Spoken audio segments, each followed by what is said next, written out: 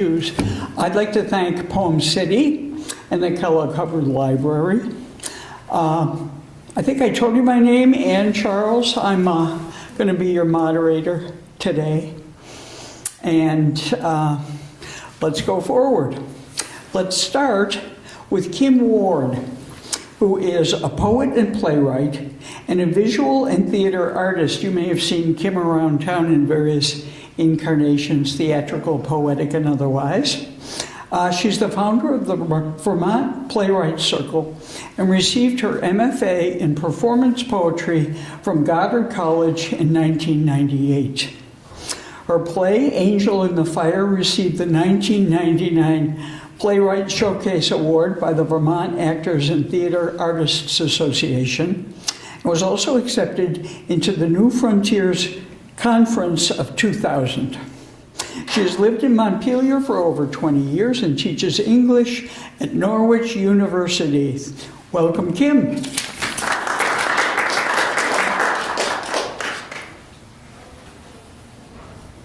Thank you. Lovely introduction. So I have this book that's coming out very soon, but I also have copies of it tonight if anyone would like a copy. I'm going to be that. I used to be that person who would say, oh, they're reading from their book. Do they need to do that? And now I'm like, oh, I get it. But this is where it all is, right?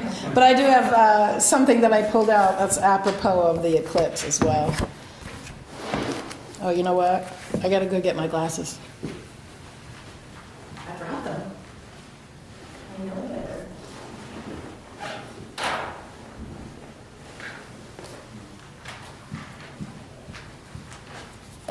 I can either see you or read the page. Let's see. So it's interesting when I try to choose poems, deciding for this night, what are you going to read? And I find there's some poems I read more in LGBTQ settings than other settings, so that's what I'm doing. This is called Recovering Wife Speaks. Hurry. Close the gap between betrothal and denial, between passion and understanding why my wings did not beat once in 30 years of living. Last night I dreamt a great turtle was running with me on its back. Proofreading the desert, it insisted we were on a mission. We met a woman with a wild red mane.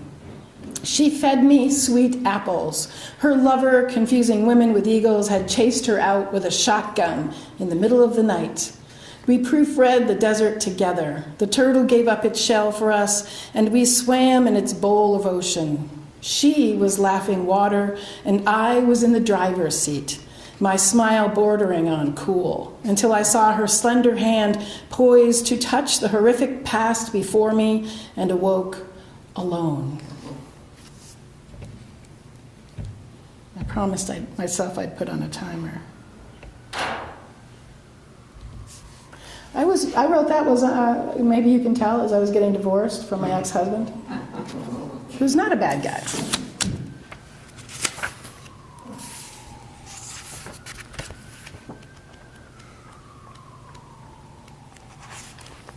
This is called The Vision. There was going to be a fire. I saw it. The bookcase was a flame burning through the dark, words spitting outward like stars. When I got home, it was over. The kitchen window gaped blackly. It made me shiver to think how close I'd been to death. While picking through bedroom ashes, the night came back to me. We'd tried to rub loneliness from our bodies. Your drunkenness was full of new shyness. My fear of entanglement, a raw river that parted the flames between us until I became a lone flame whispering, became a dark warmth, a space at the center of your eye, a wing in the sternum of a woman, a word I could not hear, and the word fit itself inside the cry of an owl that beat its wings against me until you spoke, your tongue sending forth rivers of truth that finally did not burn the darkness, but scattered it like stars. That poem was written as I was coming out as a bi woman and a friend of mine was coming out and transitioning. That's kind of the backstory of that. Ooh, someone's in trouble.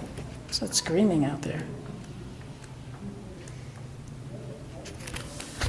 Ooh. This is called The Way We See the World.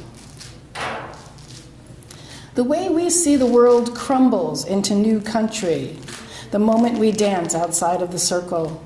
The way you move entices me out, leaves me dreaming we are lovers. Do you know the desert inside of me? See yourself become the great breath let out upon the sand, the large crack running through the belly of my world. I put my hand to your cheek, which dissolves into black night's brow, into lightning traveling a warrior queen's skin. New skies open up in my ribs until I cannot breathe. You are the beating wing of tenderness, country of origin unknown, beauty unmistakable.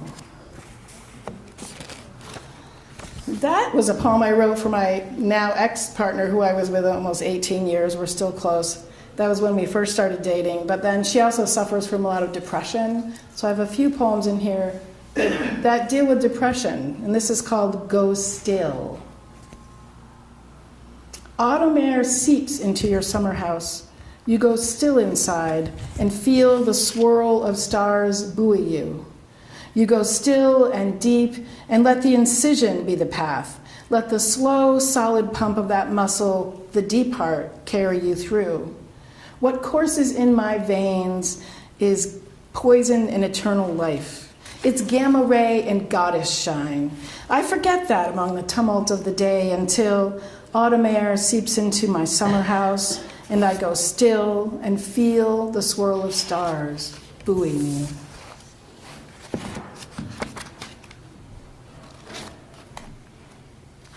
So there's three sections in this book. The first one is love poems, poems dealing with just personal relationships. The second one is a group of poems that I wrote after several years of studying the runes, and it attempts to use what the Nordic Eddie verse format was, and that's where the title Fire on a Circle comes from. So I thought, why not read the title poem, the poem that sort of created that title. These are very short, single stanza poems. And the word I'm going to use, which is the title, is Raido, R-A-I-D-O, and it means journey, and in particular, journey on horseback or journey to self. Raido, wheel of days, crushes a month of thunder beneath its heel. The journey is pleasure, while the world is a flame I follow. I dip myself in the water of the rains, live off of the land. And the land I travel is strange. Give me the hand you once held out, Raido. Let my horse slow only when it is at the end of our trail, so that I may know when to stop. The pursuit is fire on a circle, water anointing my bare head, and the clear aster of a new moon sky blazing blackly above. It's the only rune poem I'll torture you with. Those have been kind of fun to write because I'm trying to understand these ancient runes that people carved into trees and rocks, where they had totally different cultural mindsets, but just trying to bring them into the modern day for myself. This poem is actually a tiny bit from my play Angel in the Fire that was mentioned. It's called Harvest Time. It's very short, so I'm going to wait till it's very short. Red moon this morning. I am walking barefoot in puddles and find the hogs have been killed uphill. That's spoken by a character that represents my grandmother. She grew up on a 250-acre farm in Richmond, which, when it flooded, everybody in town came to their farm. And she was helping do everything at 8 years old. So. And this is a short one called Fever that's also from Angel in the Fire. When you caught the fever, it wasn't the doctor who told your mother what to do. It was the whiskey and water to break the fever, the burning of the body brought down by liquid fire. We brought you through like a horse brought through a burning barn, while down in the yard, drifting up to us through the cold frost, came the sound of your grandfather praying.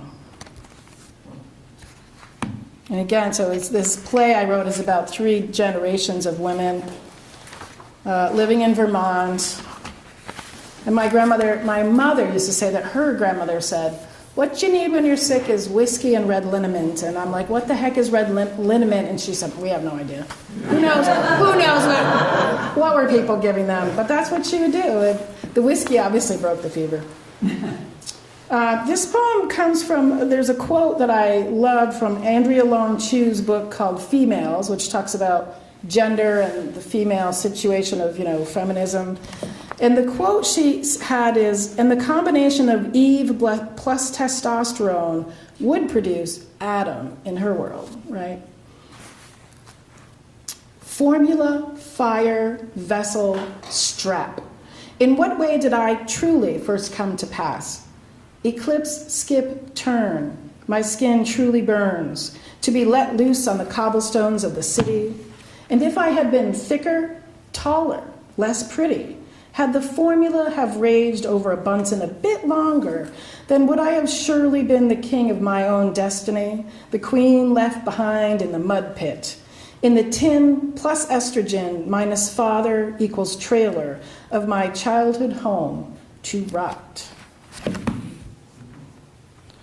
And so last but not least, I did dig out a different piece that comes from that. I was studying haiku and Renga poetry a lot when I was in my master's program. And Renga were these poems that you would always have to include the moon and flowers in. And they're very similar, they're precursors to haiku, but this is a little longer than a haiku. The moon blocks out the sun today. For a brief moment, night at noon. I am 8. The cement steps have a hole beneath them. Bees dip and fly silently between my legs, waiting for me to move. Until you come and pick me up in the dark, and we watch the moon do-si-do with the sun, visions of old apocalyptic stories fresh on our minds. Then, the sound of the bull in the field across the way startles me, and you take me inside. Thank you.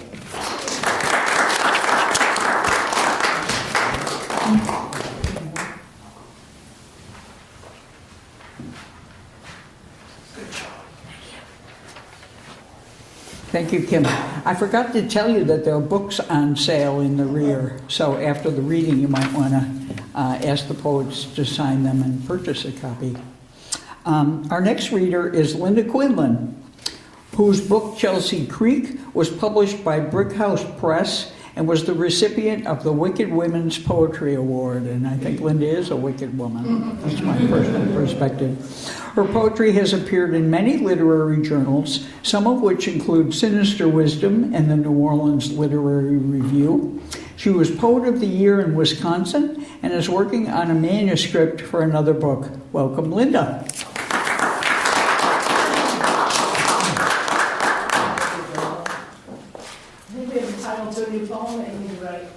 Huh? You need to write a new poem now, Wicked Woman. That's right. Yes.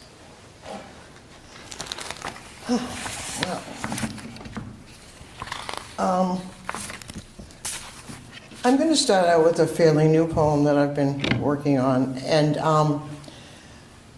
it's not my proudest moment, but it was a moment. And it's called Secrets. I've kept your secret 40 years. I carried a bag of money to a woman patient of yours that was blackmailing you. The day was snowy.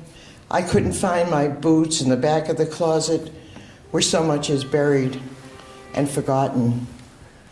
The white coat you discarded at her apartment smelled antiseptic. With a small dot of blood on the collar you would have never noticed. I hand over a paper bag filled with money, working class lesbian swagger. I warn the woman to never ask again. Leave word with your receptionist that your house is cleaned, and yes, I locked the door. I blink and here we are, retired and sipping tea on the patio before your husband comes home. We've had some interesting times, haven't we? And click our teacups and smile. The gazebo is still overgrown with ivy that tangles together holding up the old varnished wood with splinters as big as our lives. So, like I said, not my finest moment, but, this is,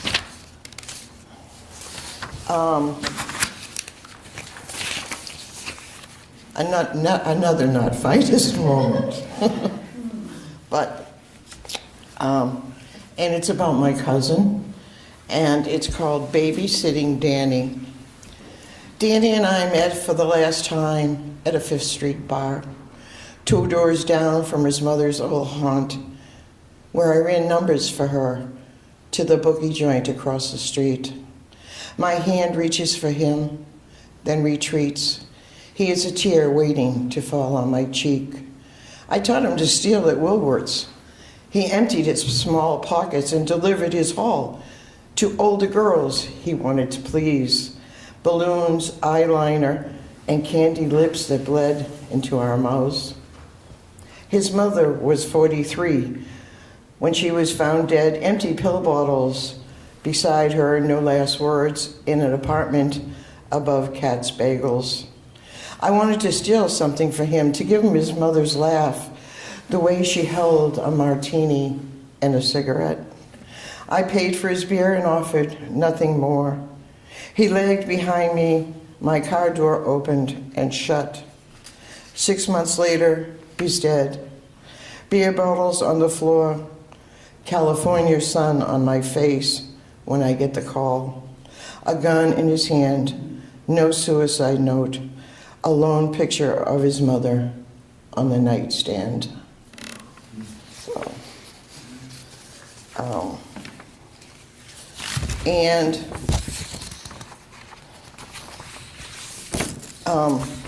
this is... Your finest moment? Huh? Your finest moment? No, this is... Well, I had a lot of finest moments, which I'll read more of later, but this is called Bloodsuckers. I'm bored. You ever go with your parents to like your relatives on Sunday afternoons and you wanted to just like pull your hair out? This is about that. Anyway, I'm bored visiting aunts. My parents sent me off to a pond down the road. Water lilies play with me, a comfort, the way friends are when you're 11 and nothing else matters. The bottom is murky. I try to stay afloat and I feel older as I look at a boulder, half submerged, the way adults seem when they're lying to you. The thing is, when you're young, murmurs from the kitchen sink into you. Carol is pregnant. The boy is a jerk. The mental hospital killed your grandfather. When I touch the boulder, my wet hands on my face, it seems to be sobbing, but it's just me kicking my feet to stay afloat. My parents call me from the car and I move slowly to be annoying, I'm sure. There are black spots on my skin. My father notices them the same time I do, and he yells to my mother, "Go get the tweezers." They are between her toes. At home, my mother's on the phone the way she is when I had scarlet fever, and they quarantined the house, my hallucinations of dying ducks, and giant people telling me I'd be okay, while praying on their knees beside my bed. So. And of the new poems, I will read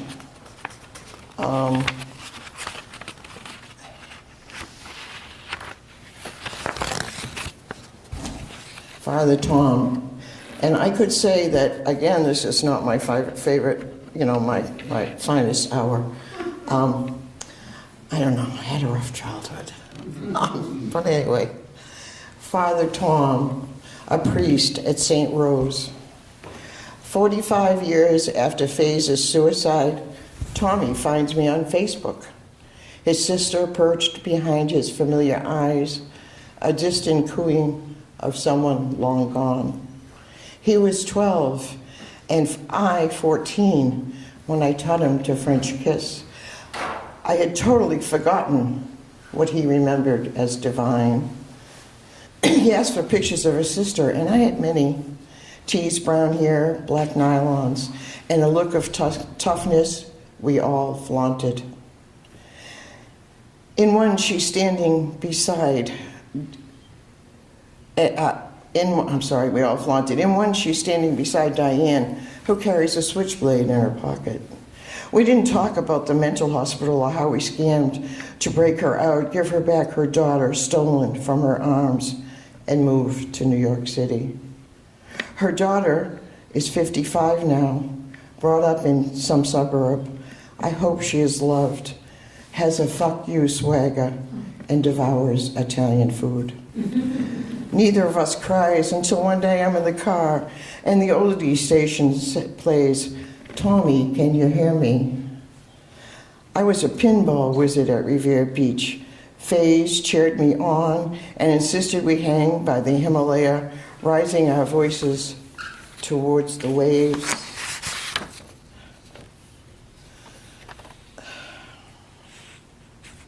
Before the time that nothing would bring her joy. Sorry, I went to the wrong page. Okay. Anybody here from Boston? Or around Boston? Or no? Okay. Yeah, all right. So this one is called Chelsea, Mass. And actually, the poem I read about Danny was her son. This was my aunt. And so it's called Chelsea, Mass. Thin as her February birth, my Aunt Evie swayed with every half-tone the spontaneous steps of a child living outside Newfoundland, the fishing village of her family's past.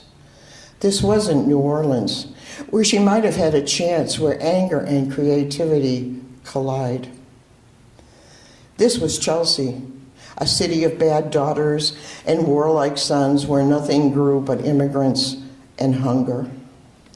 Her father's madness beckoned him to an ocean death, but instead he crawled into dementia soaked in beer and sadness, the smell of urine, even when he slept. My aunt married one summer a man back from the war in Europe, his pale violence swelling out of every room made him a ghost. She danced at home over the kitchen tile that curled in the corners. She danced in circles while her daughter slept, until her husband took their child away, punishing her dance, commanded a beat from the suburbs, and snapped his fingers again and again and again, until even her suicide seemed clumsy.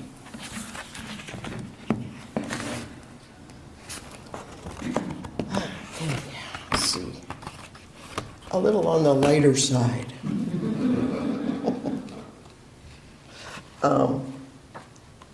Which is, hard, but. So this one is called Regrets. I know it doesn't sound it, but it really is. My favorite coffee-stained cup teeters on the dish rack, where a precarious balance of glasses faces the blinds that refuse to shut, and all the women I've disappointed gather on the front porch swing, dangling rebukes. And every day while walking to work on Canal Street, I want to pay the half-blind gospel preacher to stop. A friend gave me a ceiling fan that stopped spinning, and Barbara knew I lied. After we hitched to Montreal, her hand stayed closer to her sides on those long night walks we took, where motorcycles roared outside the frenzy of getting somewhere in a chrome shiny life that left no apologies.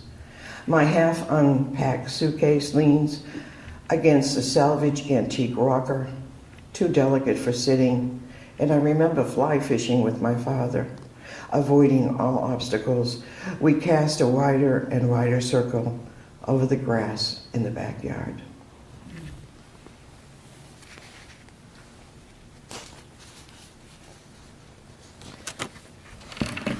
And this last poem, I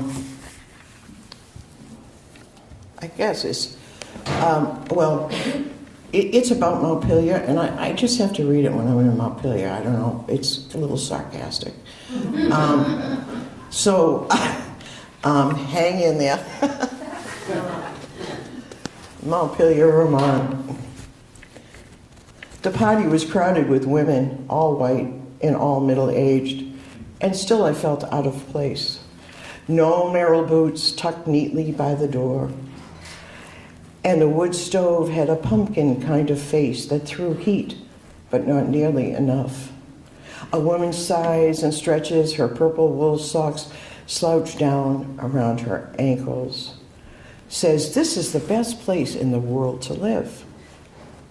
The village is full of smug, contented people with nowhere to go after 9 o'clock. I wonder where she's been to believe this, but I don't ask. Certainly not to Barcelona or Mexico, where the buzz twinkles in midnight melodies of bodies, and if you fall in a ditch in the dark, it's your own damn fault. Yes, there is good health care here, and progressives, and endless winters. So I leave the village often, carry with me the conflicted beauty of mountains that smother and soothe breasts of contentment. Thank you.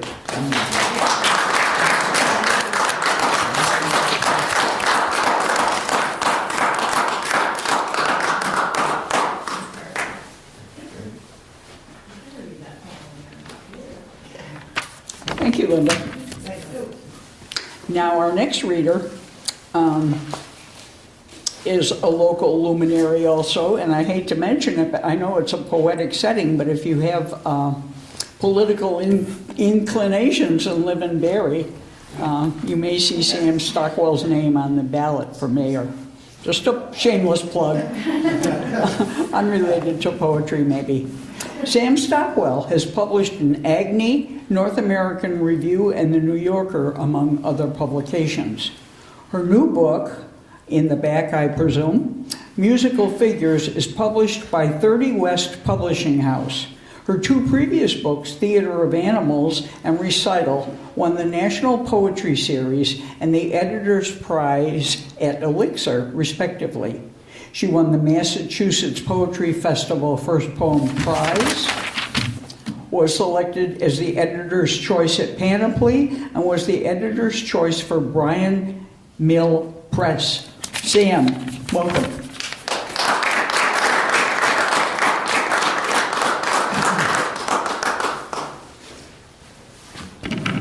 Thank you.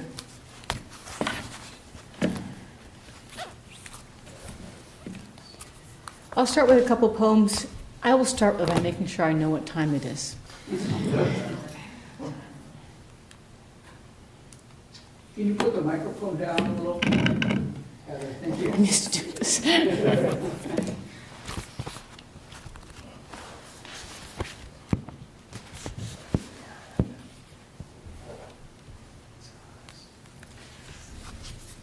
First period. Brave Mrs. Kenley turns her back on the first grade, and like a grass fire from raw blade to raw blade, enmity spreads. Mr. Hawkins twists paper clips around his knuckles. Mrs. Thompson and Mrs. Hall sit at their stern desks, squinting at long, absent children, shuddering at the mirage of Theodore, his head clean and empty as a silver pond. No cultivated seed grew in his acre, no stray fact lodged between his teeth. The void must be extracted, that was the clock for Theodore. Mrs. Thompson remembers him without even the fondness one feels for a good meal.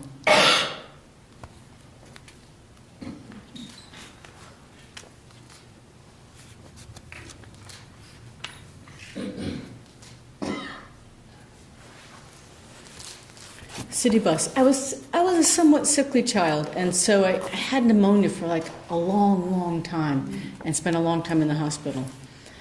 City bus. My fever hovered over long evenings in the hospital, and the nurse said, "You're going to be here forever." In clean linen sheets but gasping, with my books beside me but silenced, unlike the boy in the next bed over whose brain was erupting, who cried when they moved him. Released and returned to school, I got on the wrong bus, the lip of the door sealing and the lurch forward, afraid the right bus would never come. Furious rounds I traveled to streets I didn't know, clasped in my waiting.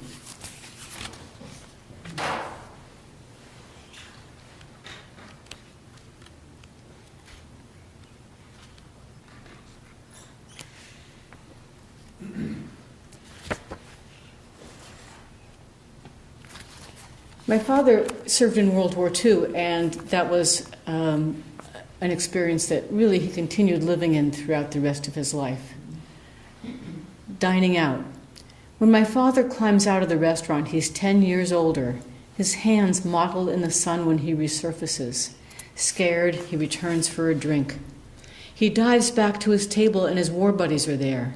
When he leaves, the sidewalk is being bombed. He falls to the ground, tastes cement dust. He rejoins his buddies laughing. The war drops him behind enemy lines, his outstretched hand reaching towards us. 40 or 50 years pass, he can't remember. He leaves the restaurant an old man, trying to cross the street to his front porch, lilacs in bloom and ivy climbing the chimney.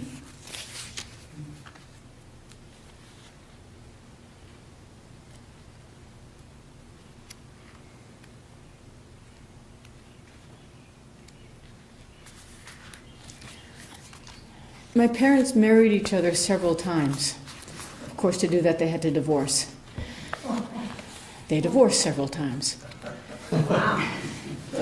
Categories. My father's sputtering conversation clapped in time to ice knocking in his drink. Look at that, my mother says, to atrocity and the price of bacon, catastrophes of equal measure. She paints fairies on teacups and walks the street handing out dollar bills.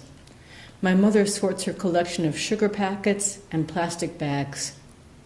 All the kids have sided with their father.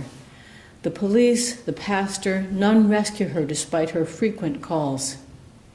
His physical therapist, the receptionist, none save him, though my mother thinks each his secret lover. And the social workers bumping against each other on the narrow couch have neither love nor cure. She moves to the microwave. The meals she made, the loads of laundry. She cuts one leg off his dress pants. She mails each child an empty box. Don't you believe people can do anything if they try? Asked my sister. I shook my head. My parents were an argument emptied of everything but motion. My father sawed her paintings in half. She threw his medication into the snow, the green and blue traces like lively worms. After we divided them after my mother's stroke, I would hang jewelry on her when my father came to visit. My father, marooned in the place he wanted, cries over the phone, I miss her so much. He sends her a letter. You don't have any friends now, do you?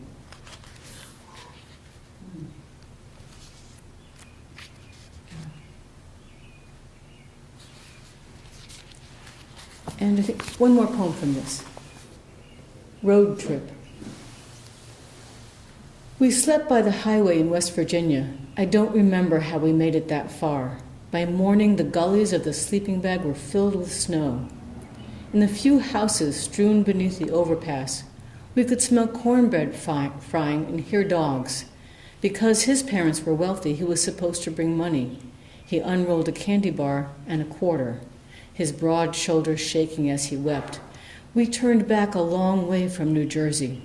I knew somebody in the splatter of houses would take us in, and I would have my hand on him to show he was meek, and slowly nod to show I was wise.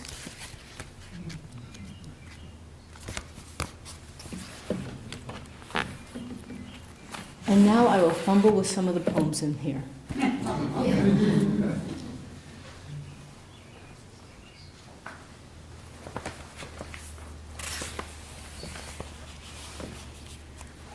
Sprite.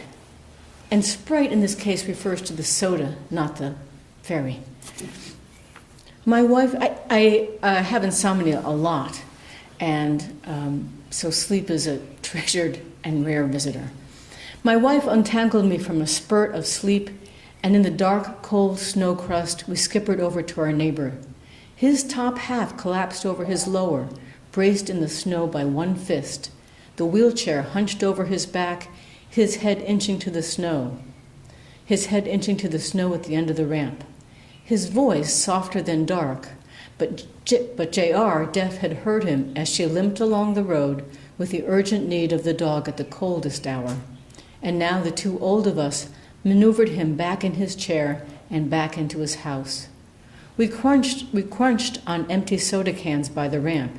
And we also have empty cans and pets to be rich with. And where was his lonely mother, who talks with her chihuahua as if he were reason and temperance?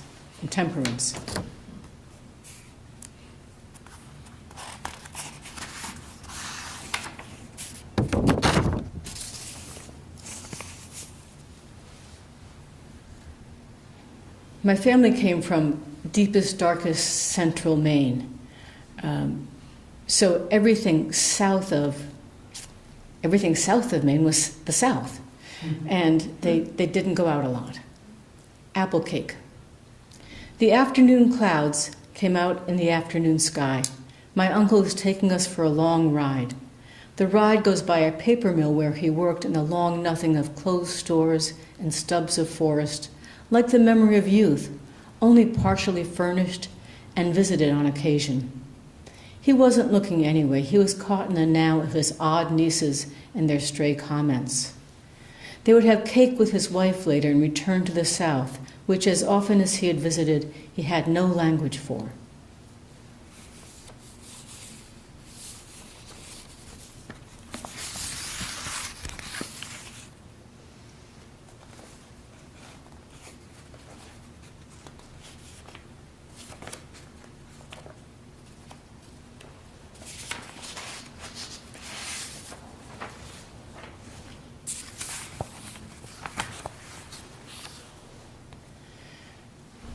When I was in college, not often, but occasionally some people would just break down because college is stressful and and there you are. You're away from your home and family and you're in a completely different environment. And this was Goddard, so it was a really completely different environment. She was blonde.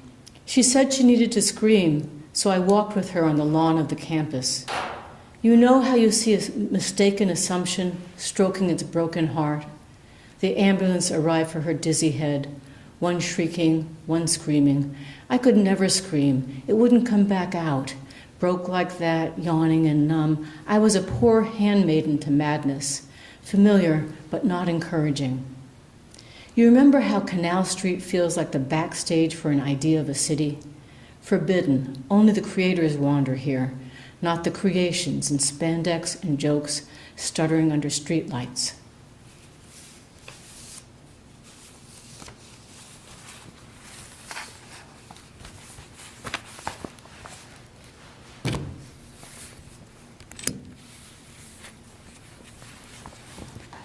This is about it's called the Mechanics Dining at Backstreet Grill, and it's about mechanics dining at Backstreet Grill. So it's in the voice of one of the mechanics. Yes, I guess I could measure my wealth in the times when I haven't been bored. My body leaning as if I was confused laundry on a windy day, bellows inside and out my poor buffeted brain, but awake, rejoined. If I had wealth, this would have to be it. Daniel said we were flung high, but was interrupted, abruptly by an outsider, and not so bright, more like the dim in a broom closet.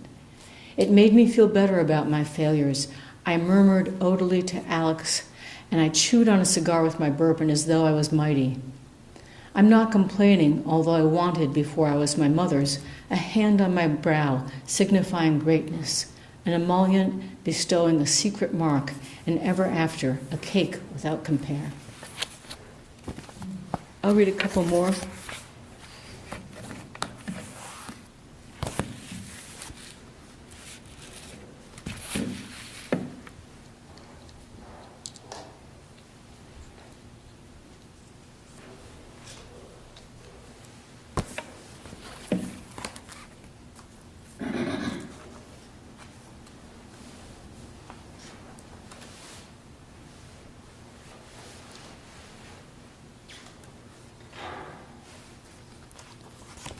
Like Kim, I teach English.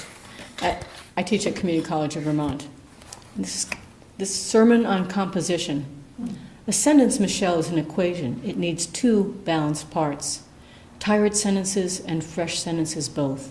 It won't make you old to know this. You have learned harder things. If it is Emerson you have to blame for the state of modern poetry, then surely it is Thomas Aquinas you must blame for your essays. All human passion undulates in a form, like geese tethered in an arrow. You keep your eye on the horizon. Whatever has fallen will rise up. Whatever has risen will have its low moment. Fame and grief follow the same path, even in the complex fortunes of a young woman.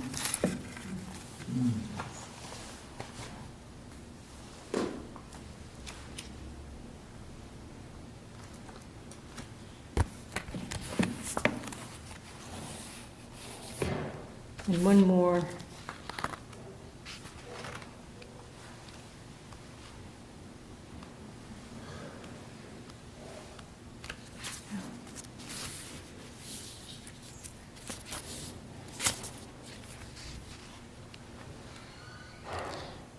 Getting there soon.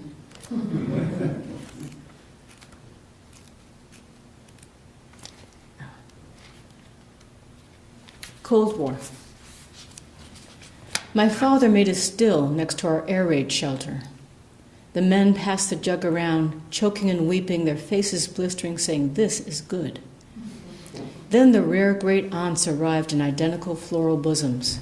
Each mashed my face in her cleavage and fluffed my hair with embroidered handkerchiefs. The men wiped their bright lips on their arms in girlish embarrassment, jostling the cigarette packs rolled in the sleeves of their T-shirts. Thank you.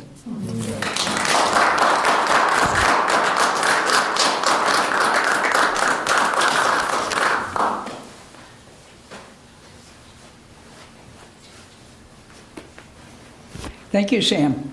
Now, we have a fourth reader who hasn't appeared yet. He's making his way from the Northeast Kingdom here on Eclipse Day. But you may not make it. But in the interim, I thought maybe we would take some time and chat with the poets in the form of a Q&A.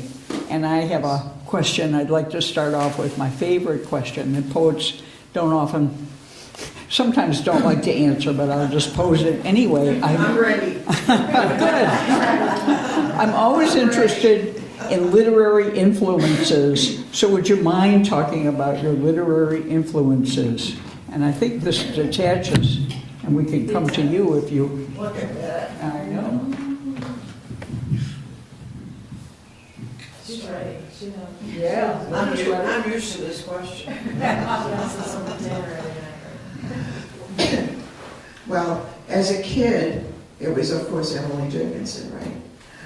And as a young adult and in my 20s, it was like Sylvia Plath and Anne Sexton and, the whole group there. And then as later, when I came out, and it was Audre Lorde and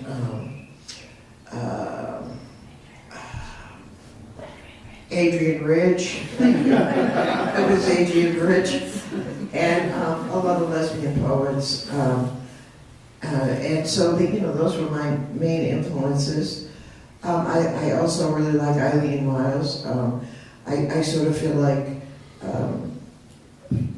she's a working class poet, and I sort of am a working class poet, or at least, I was.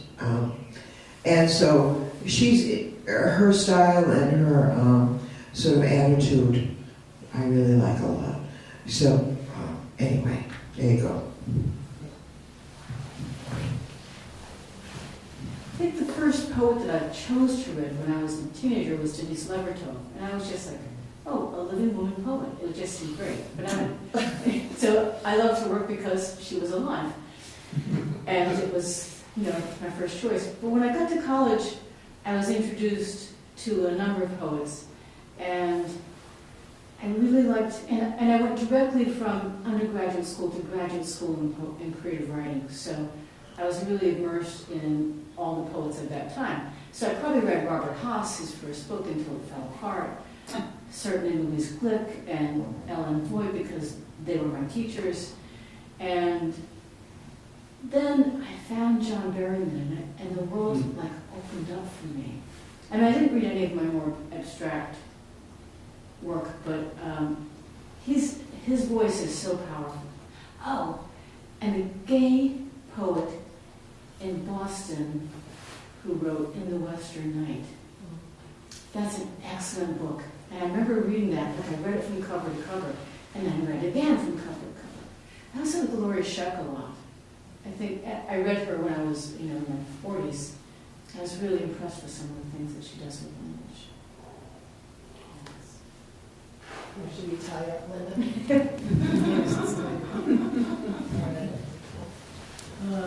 There are so many people. I would do almost everybody you said, definitely. Also some of the folks that you said I read. When I got to college, I discovered some really fun people, including Anne Sexton, Octavio Paz. I became obsessed with Octavio Paz and all of the Latin American poets, because of course I took a Latin American seminar. But I took this course in the 80s at Johnson State called The Black Experience, which was one of those rare times when they really did talk about racism in the country. And I discovered Ntozake Shange's For Colored Girls Who've Considered Purple with Suicide When the Rainbow Is Enough. And because she was doing poetry on stage, that was what really hooked me. Because I am a theater baby at heart, but I also love poetry. And Maris Wolfe, who teaches, I think still there, was doing dance to poetry. Emily Dickinson, I got to go to her house last year. It had just been refurbished, and I stood in the entryway, and I turned around, because they said this door was not on, when they died, when she died, and there was no one in the house anymore. The house did, someone rented it or something. They took the front door off, but the curator said we were really lucky that they saved the door for some reason, and we recently put it back. So I turned around and I touched the handle, and I was like, Emily Dickinson, touch the handle. I just thought it was the coolest thing. But yeah, those are some of mine. And they just recently refurbished her brother's house across the We way. tried to go, and it was closed. It's just barely been finished, so maybe this summer. Maybe. Other questions or comments? Oh, we have a shy audience. I have a question. Sure. What is it like, writing these songs in private, I'm assuming, private when you write them, and then now you're sharing them in public, here, you share them in your books. Compare that experience, if you wouldn't mind. Two. The difference. Okay, sorry. Yeah, we knew what you meant. You're used to it. Private and public. Writing it in private and then presenting it in public and publishing it. Just what the experience is. I know, well, I'm thinking about that because I'm never private. That's awesome. I'm like that too. Yes, but in the moments that I am, it's like in the elevator, going to my apartment, or sitting outside. It will come to me, like what I'm thinking about, and it really, I'm one of those people that it's really, maybe everybody is, I don't know, but to sit down and actually think, okay, now I'm going to write. Now I have something that I want to work on. And that's, partly because I'm never private, I'm so social. I'm like, who's meeting me for coffee today? Where are we going to have dinner? But anyway, to answer your question, the solitude of it, I really like, and it's also really, really hard, I think. So that's my answer. Sticking to it. Thanks. I think for me, I would absolutely echo, like I'm such an extrovert that, and I used to write 3 lines and go, look, Mom! And I'd go to a reading, brand new poem. I just wrote this, it might be crap, and I would read it. And some poets are not like that, I know that from just knowing folks. But I think the bigger difference for me was writing versus writing once I came out. That was the big difference. Because I remember writing some poem at college, and I was not out at all. And I showed it to my advisor, and he said, "Why all this subterfuge? Why just not say this is a lesbian relationship?" You know, I like ran away, terrified. So a lot, like when I come to something like this, that's why I'm like, what do I read? I have this one poem I wrote about safer sex during the AIDS epidemic. It's probably the most, lesbian, poem I've ever written. And so it's that difference. But sitting down alone to write. Sometimes, I have just recorded something in the car because our new car has a mic, like a memo, and I'm like, oh crap, and you gotta get it down. You must have that experience. Like, there's a lyric, I've got to write it down.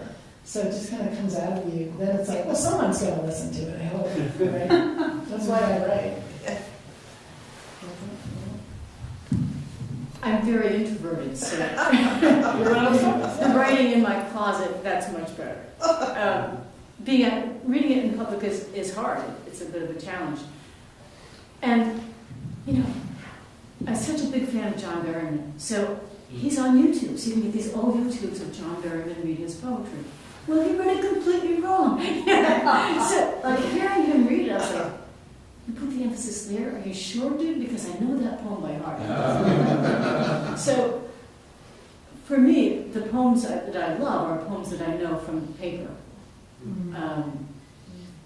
And you could, and someone else said this, but once a poem's on paper, it's your experience, It's not the thing that someone has produced, it's what you've made of it. So it is really different. Sometimes I've gotten great responses or terrible responses to my poems reading them, and I think it is all the performance and not necessarily, which is different from music. Right. Yeah. I think it takes great bravery to get up and read a poem. I just have to say that because as someone who I'm a musician, I play guitar and sing, to get up there and just speak your innermost thoughts without anything, and people don't even clap after each poem. I don't know how you guys do it. Is this just me, or do you live that moment when you finish a poem or you say a line in the poem and the whole audience goes, Yes. You live that. Like, you ended a poem tonight, and I went, oh! Right. That's it, that's what we live for. It's a different type of applause. It is. I like that. Well, it was really hard. I did some poetry readings on Zoom where everyone was muted. And Weird. And hearing people's attention, which you really hear through their breathing, it was like reading to a wall. So that was much harder. Yeah. I was listening, you can empathize with that during the height of the pandemic. When He did Zoom concerts. It was people are really in the group chat. They love it. Yeah, you have to see the chat. Yeah, that's true. So where do you play music? Oh, Around town? all over, yeah. But it's not, it's for you guys. Yeah, well, so. Sam was my daughter's mentor for poetry, so thank you. My daughter Hava, who just is graduating with a degree in poetry from Bard. Oh, really? Yeah. She went to Bard? Yeah. She's graduating in May. She went where? Bard College. Oh, my I think it takes a lot of bravery to write a poem. When I think of some of the stuff you're talking about, it's very, and I love what when Kim said about coming out, because I read a collection from a friend who hadn't come out, and she changed the pronouns, and I thought, but other questions or comments? I think there are a lot of artists in the room who might I have. have a strange one. Sure. So I'm a historian. I translate old French journals from the French and Indian War. That's what I do. But every now and then, I wake up in the morning and there's a completed poem in my mind. Yeah. Mm-hmm. And I have to go and write it down. And it is absolutely complete, and I didn't know I was writing it. Okay. So, does that happen to you guys at all? It has. At least one of the poems I read, the one about I met a woman with a wild red mane, we rode on a turtle, that was a dream. Yeah, the two I read at the opening were, I just woke up one morning and they were completely done, and I didn't know I was doing them, and I just wondered if that happens a lot. Sometimes. It happens sometimes, like when I did Montpelier, Vermont. Well, that's a That's good. just I was like, okay, I'm done. And it just came out. It was perfect. I was like, okay. And so that was one that just was kind of wrote itself. Some are excruciating. You know, trying to find the right word, right? Trying to find the right phrase. You know, and the subject matter might be really difficult also. So. I have a question for you two. Oh, speaking of that, you know, Sam Colbert, who runs Roots Up Publishers, I told her I was amazed in putting this book together. I've been performing this poem that I literally wrote in the car in my head. It's one of the only poems I know by heart. I have been performing it for 10 years. I went to put it in this book and I went, oh, that needs to be wild men, not men. Like that one word. Do you feel like that's part of the process too for you guys? Like there's always a little something to tweak and never quite done. Well, sometimes in reading something, sometimes when you're reading something aloud, you hear the mistake. Yeah. Like you hear, that doesn't work. That rhythm doesn't work. Or that word doesn't really work. Yeah. I can swear that Yeah. falls really flat. Yeah. But there are poems that come easily, quickly. They pretty much come out whole, like your experience, but that doesn't happen all that much. And there are poems that are like years of work. Mm-hmm. Yeah. And we have I'm in a writing group with Sam actually, and we meet once every 5 weeks? Theoretically once. Theoretically once. Yeah. And I find that really helpful. You know, I get a lot of good feedback and a lot of people who are, you know, good writers who can say, oh, that doesn't really work, or maybe you could try this or that. And so I find that really helpful.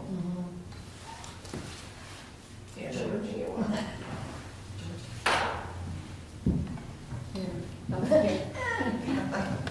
Take it away from the introverted. How are you an introvert and you're running for mayor of Barry? I don't understand that part. I'm curious about that. Well, It's a... I'm actually introverted. she's an activist introvert. Well, it's a practice. You know, it's like people everywhere need someone who's going to just say, you know, things could be better for regular folks, for middle class folks, for poor people, for homeless people. And so, yeah, running is really hard. I hate doing it, but I make a plan, I treat it as a game, I have people help me, and I just set it up. It took me, also, it helped, reading and writing poetry really helped me run for office, because there's this process of like making your statement right, figuring out who you're going to reach to, making sure you're out there, you know, things that I, of course, loathe, but force myself to do. That's great. Similar to what you said when I interviewed you for the bridge. I asked Sam what her poetry, I didn't name my group, I asked Sam what her poetry and politics have in common. And a similar answer came out. Similar answer, yeah. You talked a lot about housing. Yeah. Well, picking up on what Linda was saying about her writing group, when I was talking to Kim earlier, we were talking about what a great place Central Vermont is for poetry. How alive not only PoemCity, but you know, all the poetry groups and all the readings this month. I mean, it's really fabulous and supportive. So, you know, even though Linda has that Montpelier, Vermont poem, I think we should give ourselves a round of applause.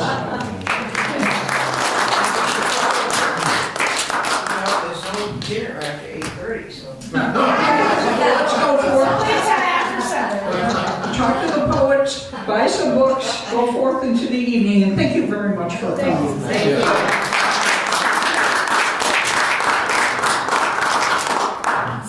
Thanks, everybody, for coming. Yeah, thank you. Thank you for reading. I know it was hard on an eclipse, but. No, Perfect. not at all.